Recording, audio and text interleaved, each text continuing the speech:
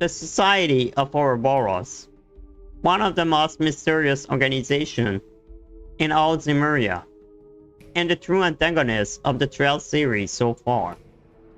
Last time we looked at the structure and origin. Today it's time to push further into their story. After years of preparation, Ouroboros finally set the first phase of the Grandmaster plan into motion. But what exactly was this plan? How did they carry it out? And how did it reshape Liberl and the future of all Zemuria?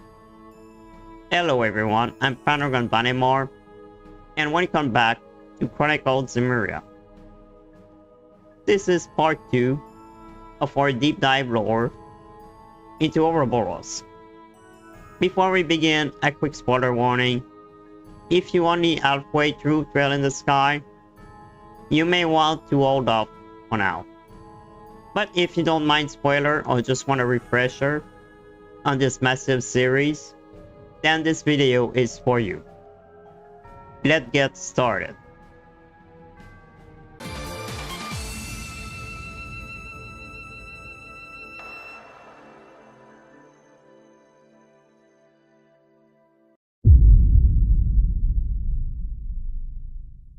A few years after the 100-Day Wars, the Grandmaster began the first phase of her great plan, the Gospel Plan.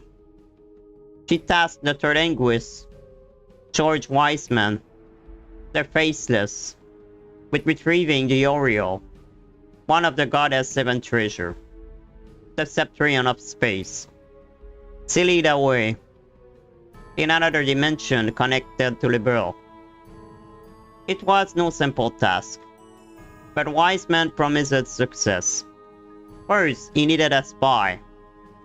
He sent Joshua, a boy he had conditioned and raised as an assassin, to kill Cassius' bride, an S-rank bracer, one who could disrupt Ouroboros' scheme. Joshua failed, but that was the point. Cassius spared the boy and took him in, unknowingly raising Ouroboros' perfect spy. Time to time, he occasionally met Weissman in secret, reporting on Cassius, but Joshua was unaware. Leon Art, Enforcer number 2, and Joshua's brother figure, was enraged by Weissman's manipulation, but was powerless to stop it. Soon after, he was brought by the Seal Maiden into the Celestial Globe, where the Grandmaster granted him the legendary sword, Can Vader. This was a weapon capable of cutting through even the Septrion, and accepting it meant becoming a bringer of carnage. He accepted, finding him further to Ouroboros. Weissman knew Cassius had to be out of the picture for the plan to succeed. To accomplish this, Ouroboros staged an attack on multiple Bracer Guild branches across Erebonia, with Enforcer number 0, Capanella, ensuring the chaos played out according to plan. The Bracer called for aid from Sarah Wallenstein, an A-rank Bracer. But Enforcer 9, Sharon Kruger, had already tied her up in Northumbria, preventing her arrival. Desperate, the guild requested Cassius' help. This forced him to leave Liberl and coordinate the defense against guild attack. With him gone, Weissman turned to Liberl Ancient Tower, the key to unlocking the Oriole.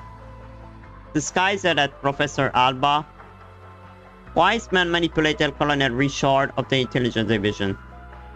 Playing on Richard's insecurity, he convinced him that seizing the Oriole would protect Liberl from the other country. Leon Art also infiltrated the Intelligence Division by joining them under the alias Lawrence Belgor.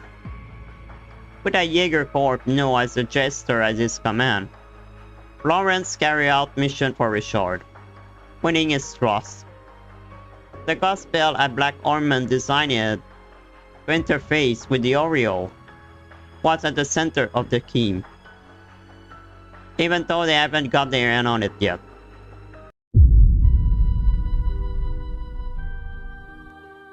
To destabilize the kingdom, Ouroboros employed Pawn, starting with the Sky Bandit, the Capua family.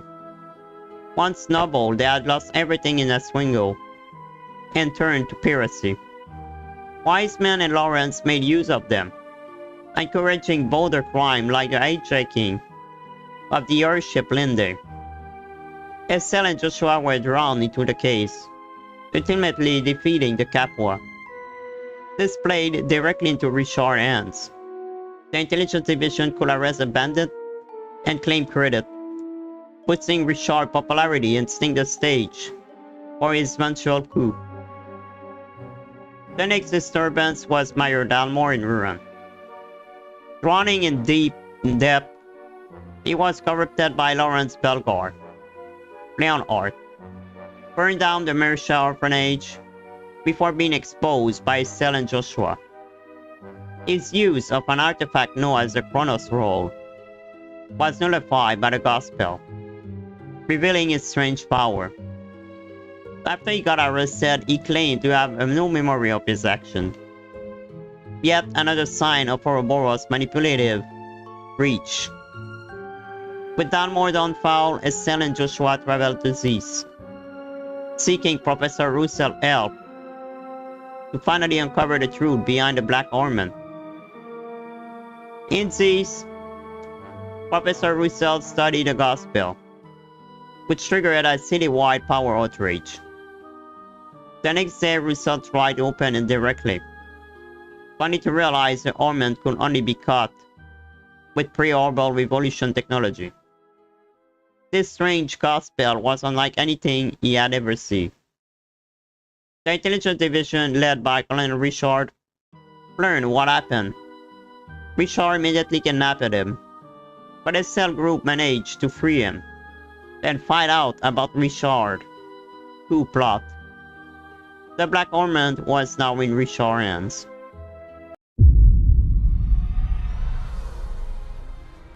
With Ouroboros pulling the string, Richard discredited the Royal Guard, confined Queen Alicia, and prepared to seize power.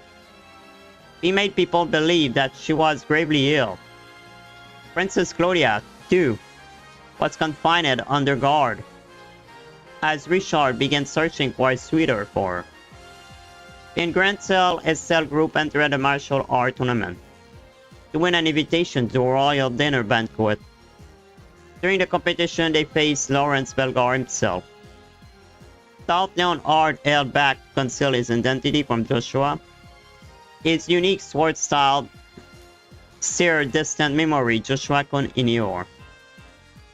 They finally win the martial art tournament to reach the Queen and learn the truth about Richard's coup. She then asked them to rescue Claudia, held at the Orbal Royal Villa, while Estelle and company carry out the rescue, while Richard and Lawrence uncovered the seal area beneath Grand Cell Castle, directly linked to the Oriole. They began the investigation immediately. The climax came when Estelle group stormed Grand Cell to liberate the city from the intelligence division. They fought their way to the royal keep, only to be confronted by Lawrence Bellegarde himself. Chloe, Estelle, and Shera was no match for him. Lawrence revealed his silvery hair and declined Queen Alicia's pity, hinting at the tragedy of Emil before leaping away. Joshua, notably, was not present to witness this. At last, Estelle group descended into the castle depth to confront Richard directly. The colonel explained his motive. Liberl needed the Oriole power to defend itself from Ereburnia, Calvard, and beyond. But Joshua challenging him, questioning how Richard had obtained knowledge he should not possess. Just like Don Capua and Meyer Balmore, Richard realized that he could remember. Evidence of Weissman memory manipulation. At that moment, the gospel activated, breaking the first seal of the Oriole. The tetracyclic tower awakened, and the Ring Guardian Reverie appeared. Together with Richard, Estelle group fought desperately against the Arceus, but it seemed unbreakable until Cassius returned just in time to strike it down, ending Richard's coup. Cassius then confronted him, reminding him that Liberl was not saved during the 100-Year Wars by any one man, but through the cooperation of its people. Richard and the Intelligence Division were arrested, and peace appeared to return. Yet the truth remained hidden. Richard had been nothing more than Ouroboros' pawn. His coup had been a smokescreen. The real goal was breaking the seal on the Oriole.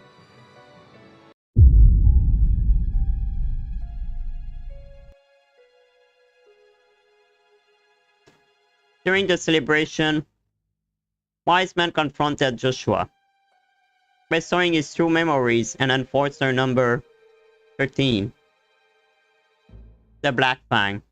He revealed that he was a mastermind behind everything, manipulating memories, orchestrating Richard's coup, and above all, controlling Joshua himself. Joshua had always been his puppet, and he invited him back to Ouroboros. He then left to prepare for the next phase of the plan. During the dinner party, Joshua gave Estelle a farewell kiss and put her to sleep. Joshua then disappeared into the night. His resolve was clear: to confront Ouroboros himself, no matter the cost. With the coup serving its purpose, Ouroboros moved to Phase 2, testing the Gospel replica. Weissman assembled multiple enforcers for this task. Number 0, Campanella the Fool. Number 8, Walder the Direwolf. Number 2, Leonhard the Blade Lord.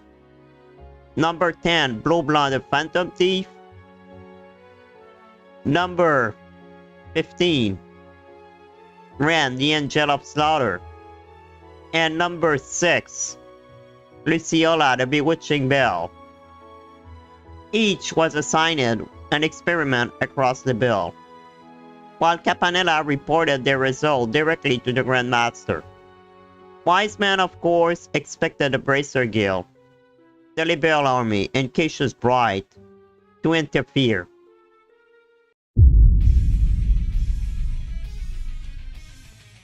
Blowblood used the Gospel to create ghostly illusion of himself across the city of Ruin, disrupting the peace. Estelle team eventually tracked into the ruins beneath Giantess Academy, where he unveiled the Gospel function as a powerful Orbal projector.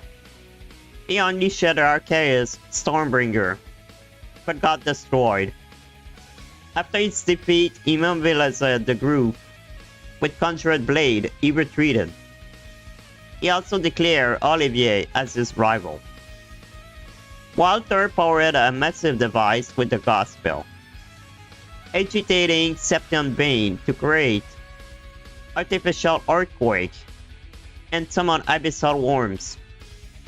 He spread chaos from Rolf Fort to Zeus itself, and then Leishton Fortress directly. He then lured his stealth team into a trap. At his base, unleashed an abyssal worm, and he nearly killed them all, until Zinvadek intervened, forcing Walter to withdraw. Disguised as a normal child with lifelike Orbal parent, Ren targeted Estelle directly. Manipulated by Weissman, she believed Estelle was responsible for Joshua leaving Ouroboros. She tricked Estelle with game, a forged letter from Joshua, and even ambushes of Arcadius. But Kevin Graham aided Estelle in surviving. Later, Rand manipulated Canone Almaltea, still loyal to Colonel Richard Ideal, into staging a coup with a gospel powered tank. The Royal Guard were powerless until Kevin countered it with an artifact in his true possession. When Kevin disabled the device, Amalthea realized that she had been used. Rand revealed her true identity as Enforcer number 15, unveiled her colossal puppet pattern matter, her parent that had been mere puppet, then left Liberl with a chilling farewell to Theta. At the server tree in the mist wall, Luciola placed a gospel throughout the forest in dreamlike illusion. Estelle group wandered through the shifting maze until Luciola revealed herself to her former student, Sherazard. Using the gospel to amplify her bell illusion, she forced the group into enchanted slumber before Sherazard resolved broke the spell. For Sherazard, the confrontation was not only a fight against Ouroboros, but also a painful reckoning with our past. When everyone woke up, they confronted Luciola. Defeated, Luciola warned of Ouroboros' growing power, and vanished with the gospel, promising to meet again soon. Weissman used a gospel to seize control of the ancient dragon Ragnar, then left Neon Art to oversee the trial, while he would go summon a Glorious, the great airship of the society. Thought Louvet directed the dragon to attack Booze. Without mass casualty, Ragnar broke free long enough to arm an early village. A gate challenged Louvet, but was overwhelmed, saved only when Theta fleet stayed Louvet. With the test complete, Louvet abandoned the dragon and reported the result to Weissman. Estelle team destroyed the gospel, freeing Ragnar, who then returned to slumber. With the 5 experiments finished, Ouroboros moved to the final stage.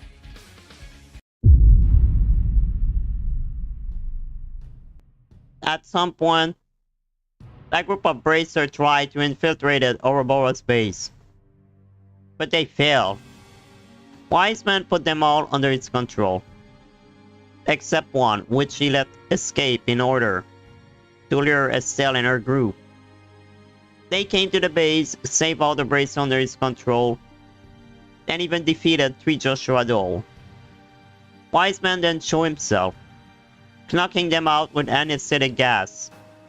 He captured Estelle and brought her to Ouroboros' flagship, the Glorious, where he offered her a place in the society, promising Joshua return and that she have the skill for it and can become much stronger. She refused, and he left her imprisoned while the next phase began, disabling Liberl's 4 tetracyclic towers, the Aureole second seal. Each enforcer occupied a tower, placed the gospel inside it, resulting in the opening of the alternate dimension. Meanwhile, Estelle escaped and fought her way to the deck. She encountered Gilbert, now a soldier, fighting for Ouroboros, then Leon Art, but Joshua appeared and saved her. With explosive, he blew up the ship engine, giving an opportunity to escape. They succeeded, and they then returned to their friend, so they can stop Ouroboros when disactivating the tower. Each enforcer occupied a tower, stalling a cell team until the gospel device fully activated. Walter at Emerald Tower, clashing with Zin. His ex-lover Kitty Cat break up the fight. Then he run away. Luciola at Saffiel Tower, exposing painful truth to Sherazard. She then used her illusion spell to escape. Flobla at Esmela's Tower, summoning Archias to help to fight, but fail and flee. Brian at Carnelia Tower, fighting with Padre Matter before retreating. Estelle tried to reason with her, but failed. Todd defeated one by one. The Enforcer had succeeded in buying time. With all 4 Tower and Seal, Weissman summoned the Liberl Ark, a massive floating city, containing the Aureole itself. Its awakening triggered the Orbal shutdown phenomenon, halting Orbal technology across the Liberl, and even part of Erebonia.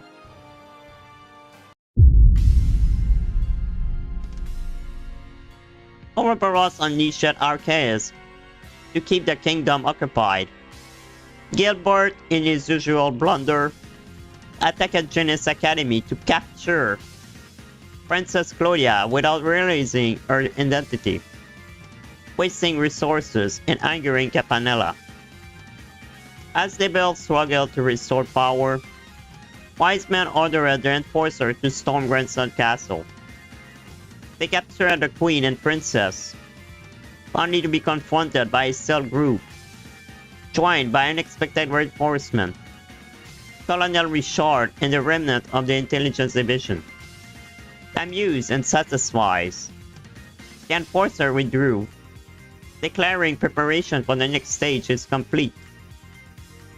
Tension nearly sparked war with Erebonia, but thanks to Princess Claudia and Prince Oliver, Liberl gained 3 days to investigate before the Empire acted. A cell group then fly to the Liberl Ark to stop Ouroboros' gospel plan for good.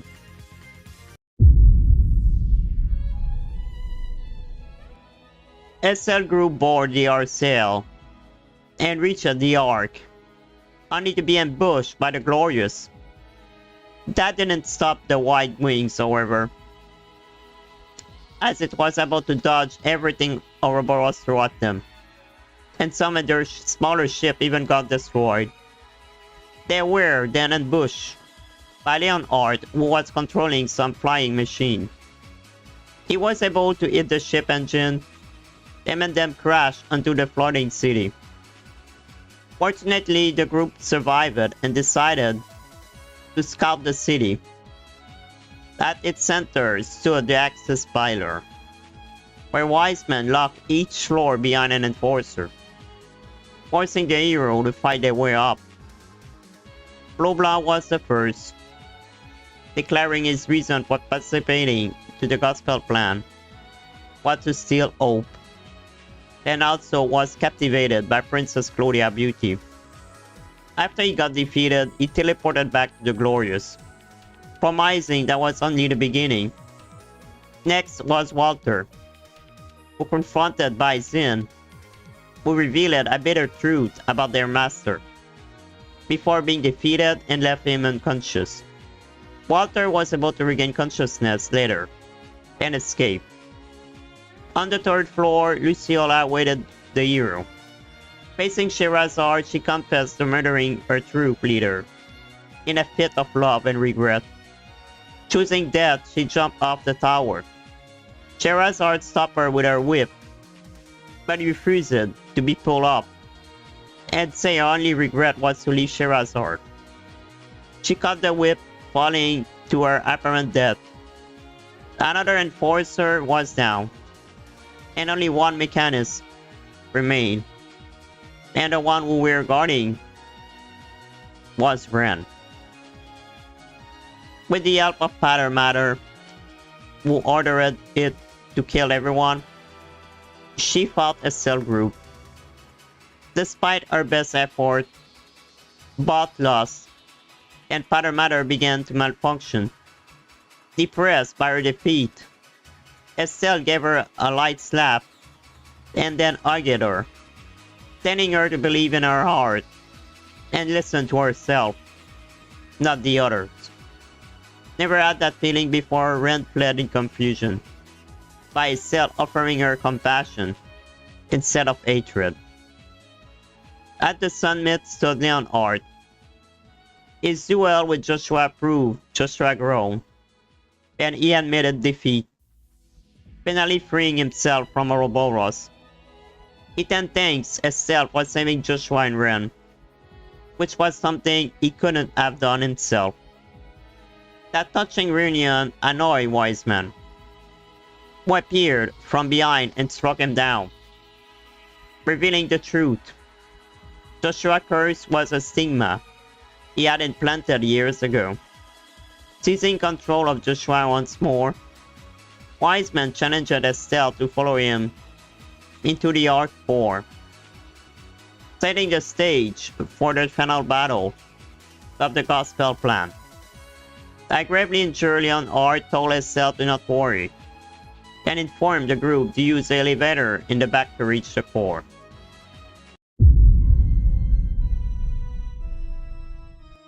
At the very heart of the Liberl Ark, the Oriole awaited with Weissman.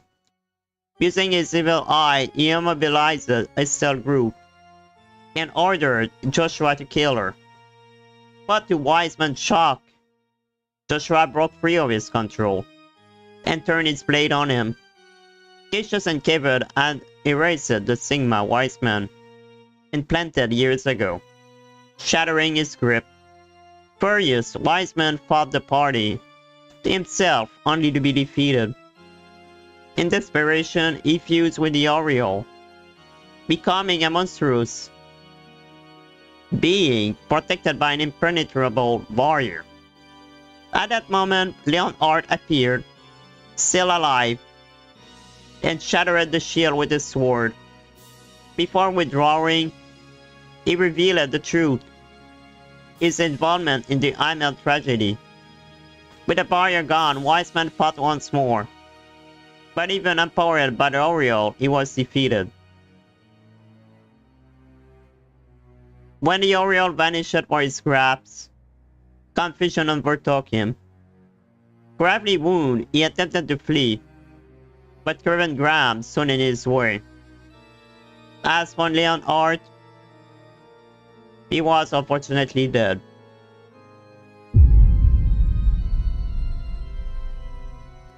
Weissman tried to paralyze Kevin with the evil eye, but the Growl Rider resisted. Kevin then struck him with a holy stake, forged from the salt pail, the same pallor that once turned Northumbria people, including Weissman's own parent, into salt. The church's choice of weapon enraged Weissman, but it was too late. Cursing Kevin with his last breath, Weissman's body crystallized into salt and crumbled. Thus ended the life of George Weissman, third anguish of Ouroboros. Moment later, Campanella appeared. With his usual grin, he destroyed Weissman's remains, retrieved his staff, and returned to the Glorious. Reporting to the other Anguists and the Grandmaster herself, he announced Weissman and Leon are dead. The Grandmaster, thought saddened, had already foreseen the possibility. With the Oriole now in her possession, she declared the Gospel Plan complete, and with its conclusion, Ouroboros set aside to the next great undertaking, the Phantasmal Blaze Plan.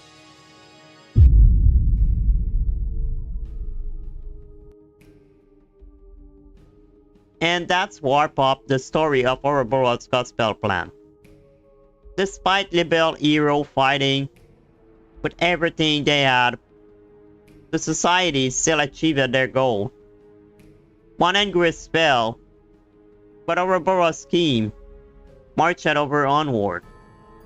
Next time, we'll dive into the next operation, one that spanned Crossbell, Erebonia, and beyond. So, what did you think of the Gospel Plan? If you played Trail in the Sky, which part of the story stood out the most for you? Did you have a favorite enforcer? And what were you feeling on Weissman and Luvid Fate? Let me know in the comment below. And if you enjoyed this deep dive, don't forget to subscribe for more of my content. Short, theory, review, walkthrough, and live stream. I'm live mostly every night at 7 PM EST if you want to hang out and chat. Thank you for watching, and may Adios be with you. Grand Dragons offline.